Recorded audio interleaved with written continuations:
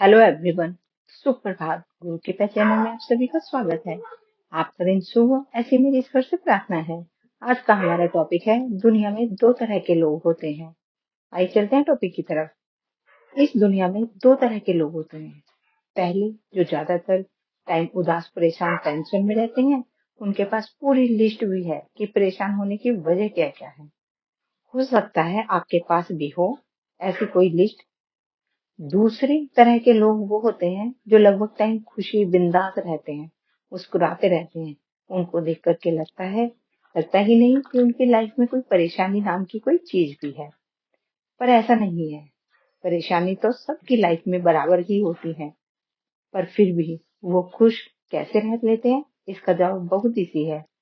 आप इस दुनिया के सबसे महान या ज्ञानी इंसान से जाकर के पूछिएगा, या फिर किसी महान बुक में आपने इस सवाल का जवाब ढूंढेंगे कि क्यों कुछ लोग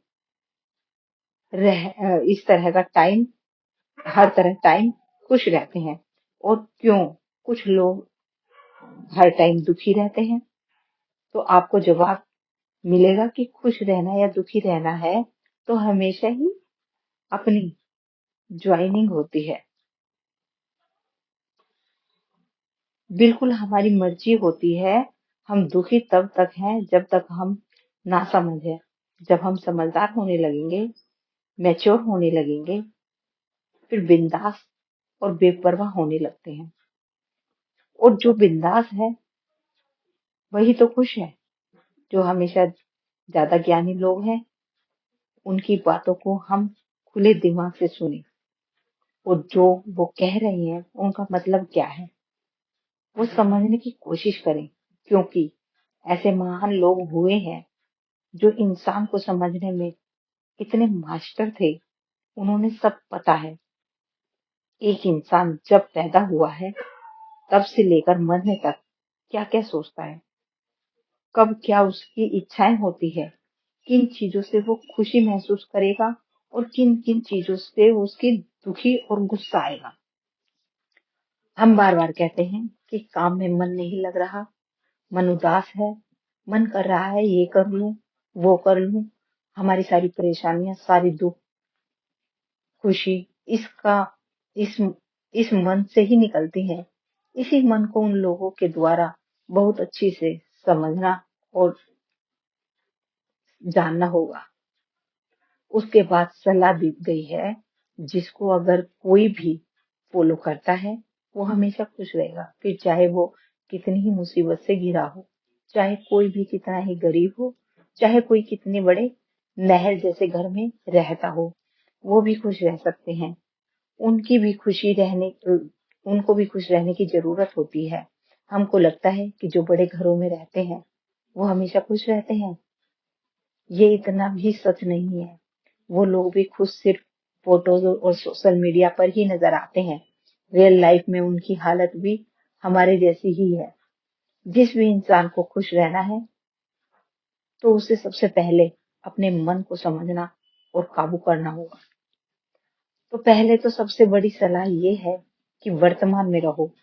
महात्मा बुद्ध के पूरे जीवन का तो एक ही मतलब है, उन्होंने अपनी पूरी जिंदगी दे दी लोगों को कि ये सिखाने में कि प्रेजेंट में कैसे रहें।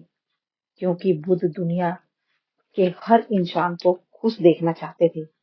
क्योंकि अगर अमीर होने से परमानेंट खुशी मिलती तो बुद्ध पक्का सब लोगों को व्यापार करना सिखाते, पैसा कमाना सिखाते।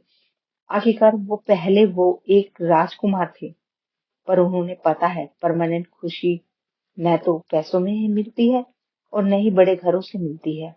अगर ऐसा ही होता तो अमीर लोग कभी भी स्ट्रेच और डिप्रेशन में नहीं होते।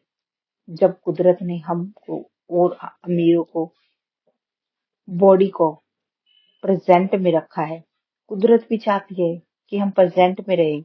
और हमारा मन रह नहीं पाता, पास्ट या फ्यूचर में खोया रहता है।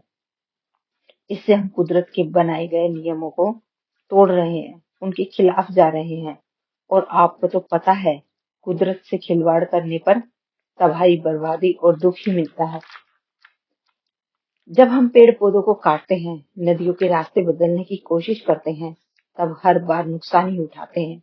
ठीक ऐसे ही जब हमारे मन को प्रेजेंट में नहीं रहते, कुदरत के खिलाफ जाते हैं, तो हर दिन दुखी तकलीफ मिलती है।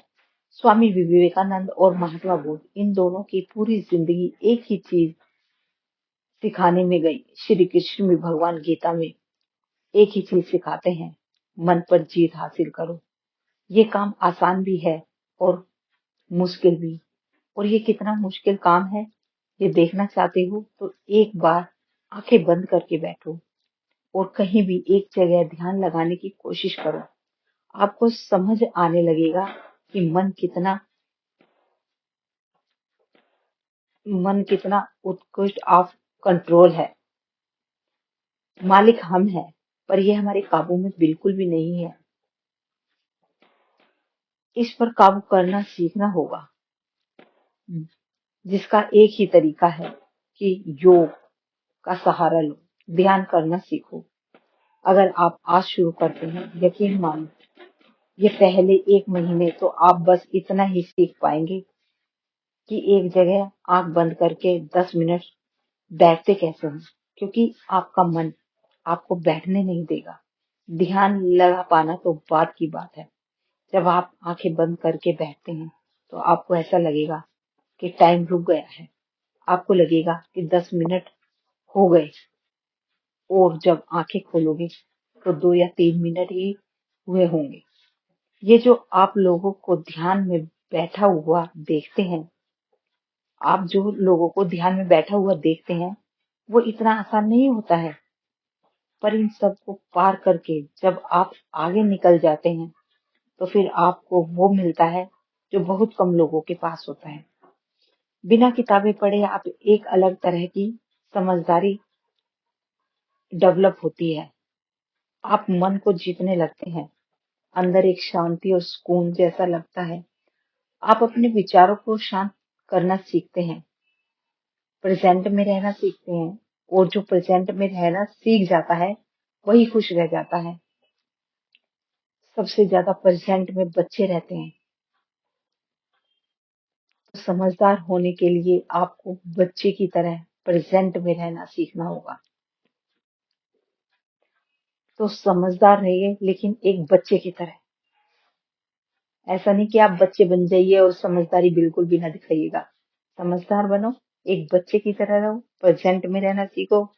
पास्ट और फ्यूचर ठीक है, अपने लिए सब करते हैं कि पास्ट में फ्यूचर में हमें क्या क्या मैनेज करना है। ये नहीं कि फ्यूचर के लिए आप अति ही कर दो। समझदार हो तो समझ जाओगे। तो अब मैं आपसे आज्ञा लेती हूँ। धन्यवाद। खुश रहो, स्वस्थ रहो। अगर मेरे चैनल पे नए आए हो तो सब्सक्राइब कर दीजिएगा। Thank you. धन्यवाद।